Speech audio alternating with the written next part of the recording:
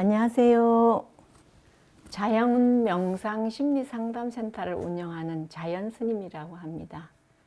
현재 여기는 장원의 보현선원의 주지소임을 맡고 있습니다. 오늘 여러분들께 심리라는 부분에서 할 건데, 그 심리 부분 중에 도형이라는 심리로 여러분들한테 강의를 해드리고자 합니다. 여러분들이 우리가 심리 그리고 또 많은 사람들이 마음을 얘기하는데, 그 마음이란 심리라는 것은 가슴과 내가 일치해서 균형을 잡는 것을 마음의 이치 또는 심리라고 합니다. 그런데 여러분들이 그 마음과 내라는 것은, 마음은 따뜻한 자비와 그 다음에 내라는 것은 지혜를 말하는데, 따뜻한 마음과 지혜가 온전히 합쳐졌을 때 우리의 심리는 행복하고 편안하고 안정적일 것입니다. 근데 중요한 것은 우리가 심리 자체를, 내가 어떤 심리를 갖고 있는지 모르기 때문에 오늘 도형이라는 매개체를 통해서 여러분들의 심리를 테스트할 것입니다. 지금 우리가 그 심리라는 부분을 분류를 할 때 전문적으로 의식, 전의식, 무의식이라는 얘기를 하는데, 의식을 빙하 속의 얼음이나 또는 파도로 설명을 하자면, 의식은 굉장히 바다 위에 파도가 많이 쳐서 그 파도가 높이 갈 수도 있고, 또 이런 변화가 일어날 때 그 의식이 우리가 화가 날 때라든가 여러 가지 감정이 일어나는 현재 의식을 우리는 의식이라 그러고, 그것은 분명히 자신이 알고 있습니다. 그래서 내가 알고 있는 것을 의식이라고, 그 다음에 파도 이전에 일어나는 부분을 우린 전의식이라 그러는데, 보이기도 하고 보이지 않기도 하는 것을 전의식이라 합니다. 그래서 내가 알고 있을 수도 있고 모를 수도 있는 것을 전의식. 그런데 저 밑에 빙하 속에 있는 무의식은 여러분들의 진짜 모습이에요. 그걸 우리는 습관이다, 때로는 뭐 업이다, 여러 가지 용어로 쓰는데, 그 안에 있는 그 무의식에 있는 것을 도형이라는 모양으로, 그림으로 자기를 표현해서 그것을 알아차림하는 것을 말합니다. 그래서 의식, 전의식, 무의식으로 통해서 도형을 그려서 심리를 테스트하는 그런 과정입니다. 그 과정으로 통해서 우리는 심리 상담을, 요즘은 많은 분들이 코로나19로 인해서 지쳐 있고 또는 경제적으로, 환경적으로 지쳐 있어서 심리 상담을 실제로 많이 하고 있어요. 근데 그 심리가 내가 어디에서 문제가 일어나는지를 잘 모르잖아요. 그래서 자기가 그려있는 도형으로 통해서 자기의 어떤 문제점, 상처라든가 어떤 약점, 또는 자기가 갖고 있는 컴플렉스, 여러 가지 감정을 하는데, 우리가 그걸 하기 위해서는 오늘 이 순간, 지금 이 순간에 잠깐 마음의 쉼터를 갖고 이 모양처럼 이 시원한 넓은 나무 아래서 잠깐 쉬어가는 시간을 가져보기를 바랍니다. 이제 여러분들이 지금 현재 이 순간에 가볍게 이 화면을 보면서 여러분들이 가볍게 현재의 내 심리는 어떡할까, 그리고 내가 지금 무엇이 필요할까, 내 마음이 어떨까 하는 부분을, 그래서 이 화면에 음악, 공부, 친구, 별, 여행, 아침 또는 엄마라는 단어가 있습니다. 이 단어 중에 여러분들이 마음에 드는 단어를 한번 결정해 보세요. 지금 현재 저의 마음은 여행이라는 단어가 생각납니다. 여러분은 어떠세요? 자, 잘 선택하셨습니까? 자, 이제 여행이라는 거는 현재 저의 마음이에요. 어떤지 한번 보겠습니다. 여행이라는 단어는 허전해서 누군가가 필요합니다. 현재 저의 마음이 그렇습니다. 여러분들은 친구, 아침, 음악, 공부, 별, 엄마를 선택했는데 별을 선택하신 분은 지금 무척 외로워하고 있네요. 음악을 선택하신 분은 누군가를 그리워하고 있다는 심리입니다. 자, 친구가 필요하면 지금 대화가 필요하다고 하네요. 아침이라는 단어는 지금 너무 행복합니다. 엄마라는 거는 힘들어서 의지할 사람이 필요하다는 이런 것을 잠깐 아까 큰 나무 밑에서 쉬어가듯이 여러분의 마음을 놓고 잠깐 쉬었습니다. 자, 관점의 차이라고 그러는데 지금 여기에 얼룩말이 있습니다. 얼룩말에 검은 바탕에 흰 줄이냐, 흰 바탕에 검은 줄이냐. 이거는 여러분들이 어디에 해당되세요? 여러분들 어떻게 생각하세요? 흰 바탕에 검은 줄과 검은 바탕에 흰 줄은 모두 맞습니다. 그래서 이 두 가지가 모두 틀린 답은 아닌데 서로 다른 정답일 뿐입니다. 그래서 백인은 저것을 보고 흰 바탕에 검은 줄이다 하고 흑인은 검은 바탕에 흰 줄이라고 한답니다. 근데 여러분들은 지금 이 얼룩말을 보고 어떻게 생각하세요? 그와 마찬가지로 우리가 보는 관점이 서로 다름을 이제 도용심리로서 내가 보는 부분, 뒷부분으로 여러분의 그런 부분을 설명해 드리려고 지금 이 화면을 보여드렸습니다. 또 하나의 모양 그림을 보겠습니다. 여기는 고양이와 개가 있습니다. 고양이하고 개하고는 보통 우리들이 앙숙이라고 합니다. 그 앙숙은 서로 신호가 다르기 때문에 우리가 앙숙이라 그러는데 개는 기분이 좋으면 꼬리를 흔들고 고양이는 기분이 좋으면 꼬리를 든다고 합니다. 그래서 서로 신호가 다르기 때문에 서로 다름에 대해서 고양이와 개가 서로 앙숙이라 하는데 그래서 우리는 관점상 서로 다름을 이해하지 않고 지적하면 전쟁이 일어납니다.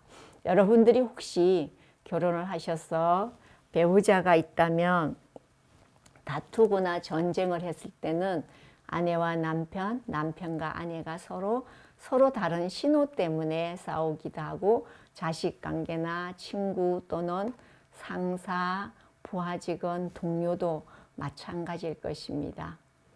자, 그렇지만 우리가 고양이와 개가 이렇게 사이좋게 앉아 있는 건 서로 다른 신호에 대해서 이해하고 인정한다면 사이좋게 평화롭게 사실 수 있을 것입니다. 자, 이제부터 여러분들이 기질이란 부분을 말씀드리겠습니다. 기질이란 한 인간이 가진 선천적 특성을 종합적으로 설명하는데 처음부터 타고나기 때문에 좀처럼 변하지 않는다는 특성을 가지고 있는데 더 깊이 들어가면 그 특성도 바꿀 수 있다는 부분을 가지고 있습니다. 하지만 그렇게 바꾸는 것이 쉽지는 않다고 합니다. 그래서 삶에 영향을 주는 행동 양식의 이해를 위한 정보 제공을 하는 게 기질이고 인격을 이루는 가장 기초적인 요소를 우리는 기질이라고 합니다. 인격 성숙에 영향을 주는 필수적 요소 74가지 기질을 표현하는데 이것이 우리한테 다 가지고 있는 부분입니다. 자, 기질을 하기 위해서 가볍게 또한 테스트를 하나 해보겠습니다. 여러분들이 손으로 깍지를 한번 껴보십시오. 깍지를 끼면 오른손이 위에 올라가는 분, 왼손이 위에 올라가는 분이 있는데 지금 현재 만약에 어느 쪽이 위에 올라갔는지 한번 깍지를 껴보십시오. 자, 만약에 지금 오른쪽 엄지 손가락이 위로 올라갔다면 그분은 장애가 발달된 분입니다. 장애가 발달되는 것은 이성적이고 현실적이고 지배 욕구가 강한 의식을 갖고 있고, 거기에서는 논리적이고 세밀하고 사실에 입각한 생각과 판단을 하며 수학과 과학에 능통하고 빠른 이해력과 뛰어난 기억력 또는 꼼꼼한 성격이라고 합니다. 자, 여러분 오른손이 올라갔고 장애가 발달하신 분 손 한번 들어보세요. 자, 이제 왼쪽 손이 위로 올라가신 분은 우뇌가 지배하고 발달된 분입니다. 우뇌가 발달된 분은 직관력이 뛰어나고 공상이나 협조하는 마음이 굉장히 발달이 되었으며 창의력이고 풍부한 상상력, 심리적 판단에 기반을 하고 철학과 종교, 예술에 가까운 뛰어난 탐구력을 가지고 있답니다. 진취적이며 의욕적이고 감상적이며 즉흥적 성격을 가지고 있답니다. 자, 여러분 어디에 해당이 되십니까? 가볍게 두 가지로 분리했을 때 우뇌와 장애에 일어나는 것을 설명드렸습니다. 장애와 우뇌의 역할이 있는데 우리는 그러면 조금 전에 얘기했던 거 나는 이것도 있고 저것도 섞였다 이런 경우도 있을 겁니다. 그래서 우리 뇌에는 우뇌와 장애의 교량이 다리가 있어서 그걸 뇌량이라고 하는데 거기에서 서로 왔다 갔다 하면 두 가지를 다 사용하기도 한답니다. 그래서 장애가 발달하는 것은 언어적, 논리적, 이성적인 게 발달이 되어 있고 우뇌는 시각적, 직관적, 감성적으로 발달되어 있는데 뇌량이 잘 발달되어 있으면 이것을 골고루 활용하고 사용하는데 그때 그분들은 굉장히 능력치가 발달된 분입니다. 이제 도용심리라는 부분을 그러면 도대체 그 학문은 어디 있으며 어디에 기반을 하고 있는지 하는 부분으로 가볍게 말씀드리겠습니다.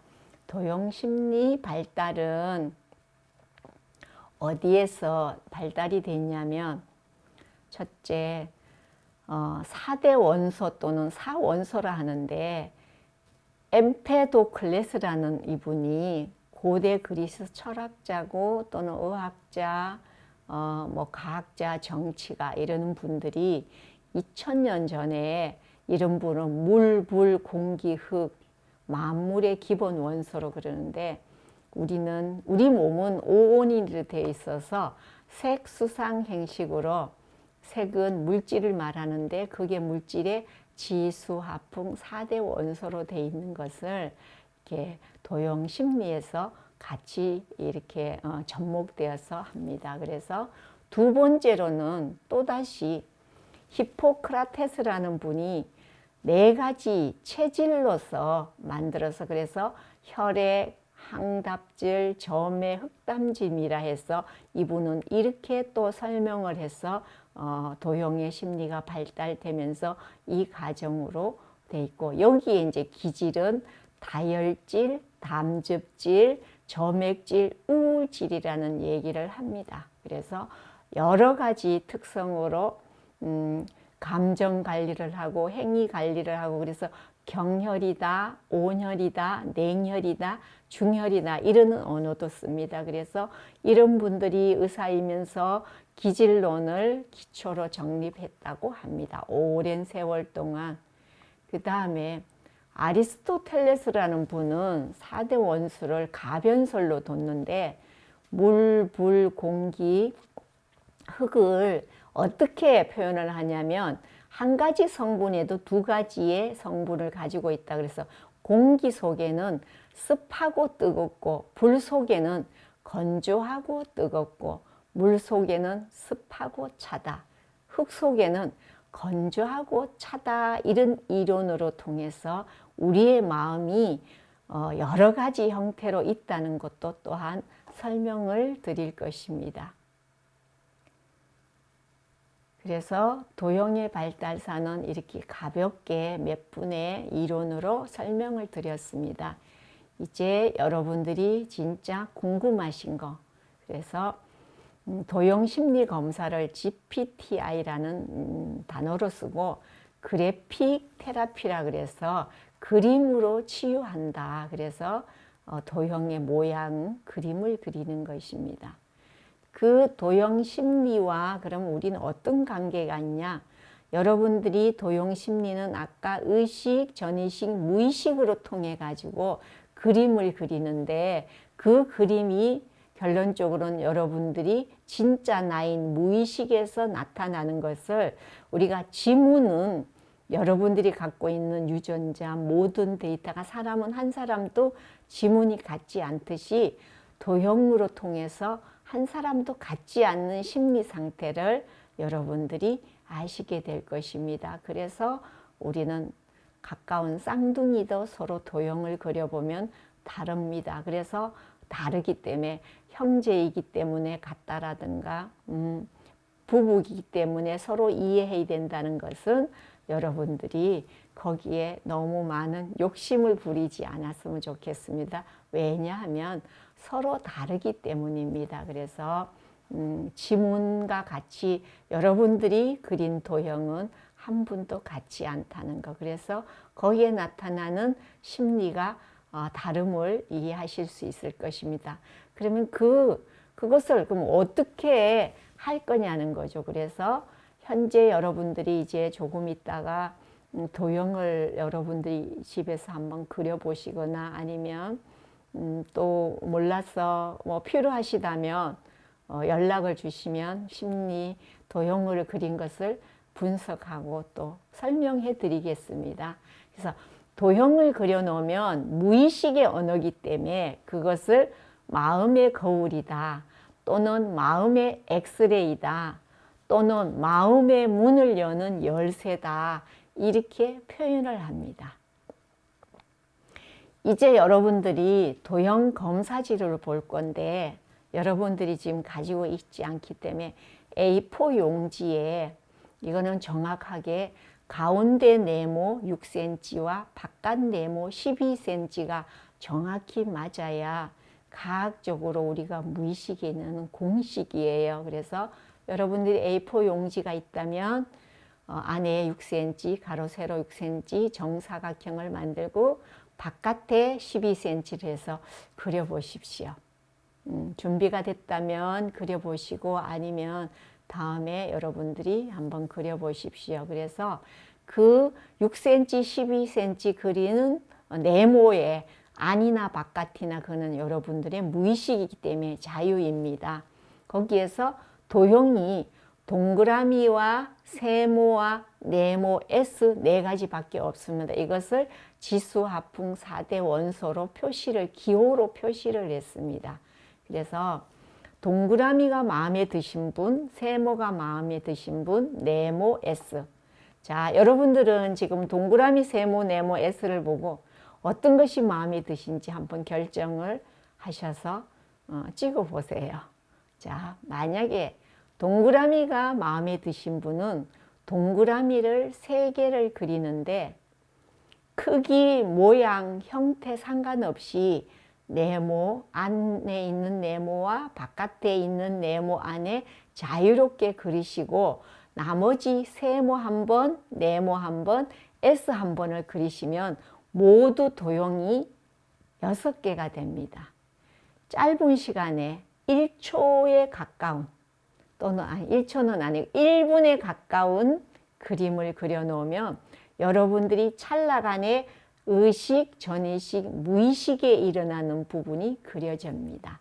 이것을 분석하고 하는 것은 그 다음인데 여러분들이 그 속에 여러분들의 진짜 모습을 진짜 자기 안에 있는 성격, 습관, 기질, 현재 심리 그 다음에 여러분들이 현재 그동안에 살아오면서 상처받은 트라우마 아니면 잘 발달되는 자기 능력치 이게 모두 6개 그림 안에 다 나와 있습니다. 이 다음에 기회가 된다면 여러분들한테 그러나 만약에 그림을 그려서 저한테 보내줄 수 있는 기회가 있다면 설명해 드리겠습니다. 이것이 기본적으로 여러분들의 마음의 문, 지문 이것을 그렸습니다. 자, 이제 그것이 어디에 해당이 되는지 다시 설명을 하겠습니다. 도형심리 검사는 총체적으로 3단계로 이루어지는데 오늘은 여러분들한테는 첫 번째 4가지 기질로서만 여러분들한테 안내를 해드릴 것입니다. 6가지 성격과 10가지 심리 상태는 더 전문적으로 가야 되니까, 그래서 여러분들이 4가지 중에 먼저 그린 것에 대한 설명은 하겠습니다. 만약에 지금 이 순간에 그리지는 않았지만 선택을 먼저 했는 것이 있다면 여러분들이 잘 들어보십시오. 내가 거기에 해당되는지. 그런데 해당되기도 하고 안 되기도 하는 게 나타나는데 거기에는 6가지 성격과 심리에 의해서 온전하지 않을 수도 있습니다. 그거는 심리까지 또는 성격까지 완전하게 보면은 전체를 보실 수 있습니다. 기질에 대해서 가볍게 얘기를 한다면 우리는 기질은 체질이라고 얘기하는데 태어날 때 본성, 우리가 근본 바탕 또는 본성이라고 얘기합니다. 그런데 여기에 전문 용어로는 체질이라는 언어를 썼습니다. 두 번째로 이제 기질인데 그 기질은 부모에 의해서 타고난 모습이라고 합니다. 그 다음에 성격은 나의 모습이 다른 사람에 보여주는 모습이 있습니다. 그것을 성격이라고, 온전히 우리의 진정한 나의 모습을 성품 또는 인격이라고 합니다. 그래서 체질, 기질, 성격, 성품을 도형 6개에 다 나타나고 있습니다. 기질로서 파악하는 긍정적인 이제 효과가 있는데 그것은 자신의 장단점을 객관적으로 여러분들이 파악할 수 있습니다. 그리고 그 파악된 약점들을 극복하는데 굉장히 좋은 방법을 찾아낼 수 있으며 그로 인해서 개개인 각각 인격적 성숙 달성을 할 것입니다.